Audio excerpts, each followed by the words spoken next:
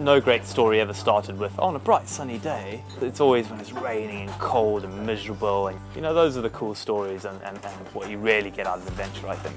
And what better place to do an adventure is in winter, in the Arctic Circle. It's going to be miserable, so that's where I'm heading.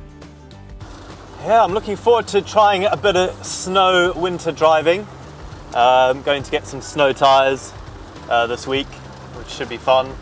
And I just like the idea of man and machine, taking the Land Rover into the Arctic, see how it copes with the cold, and then see how I cope with the cold by doing a triathlon in the Arctic. And as far as I know, no one has ever done a winter Arctic triathlon ever, which is surprising because, it's not that long. It only takes a couple of hours. So, I'm sure some crazy Norwegians have done it, but it'd be nice to do it and film it properly and then see how I cope.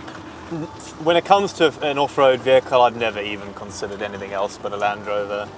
And that's, it's nothing to do with, there's some amazing off-road vehicles out there. I just don't love them, I haven't fallen in love with them. They weren't part of my childhood. Often when people want to go on an adventure, they think of going abroad, but actually there's so much to do in the UK that is just as adventurous. A few years ago I did the 3 Peaks Cycle Challenge, which is amazing. Over 3 days you've got to cycle between Snowdonia, Scafell and Ben Nevis. It's 150 miles a day plus a climb in each 24-hour period. And that was one of the most amazing little adventures over a long weekend that you can do. And once you get into Scotland and all those massive mountains and it's freezing cold, and again it's just, you do feel way more adventurous getting home, finding a pub, sitting down, the fire's going, you think, I actually achieved something today. and there's so much of it, go out to West Wales or you go into the Hebrides and that sort of thing, and there's a lot out there. And I think people do often think too much about going abroad to have an adventure, but you know what, the greats in Great Britain's here for a reason, because it's a pretty awesome island.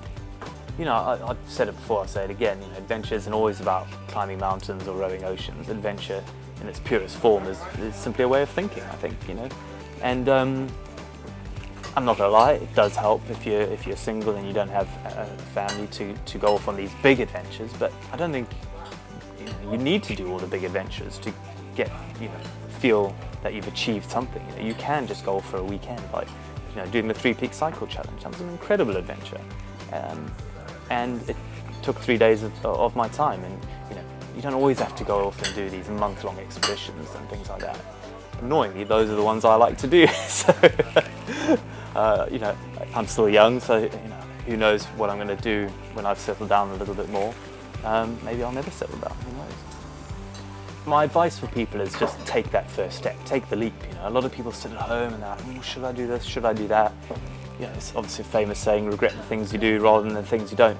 And taking that first step is always difficult. And you know what I do? I go to the pub with all my mates and I actually verbalise what I've got in my mind and these ideas. And you're always quite nervous that your friends will go, oh, don't do this, don't do that. But actually, I think your friends will be often the most supportive. Some won't, There's some family members that might not like your life choices. But actually, I think verbalising it and getting out there and committing is the first thing you can do. Is it critical to have a beard?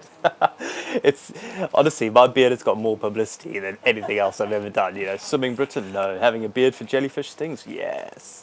I'm just lazy. I couldn't be bothered to carrying a razor, to be honest. It does help in the cold, I think. I don't know. I'm not really sure why I have a beard. It's kind of something I've had for the last couple of years.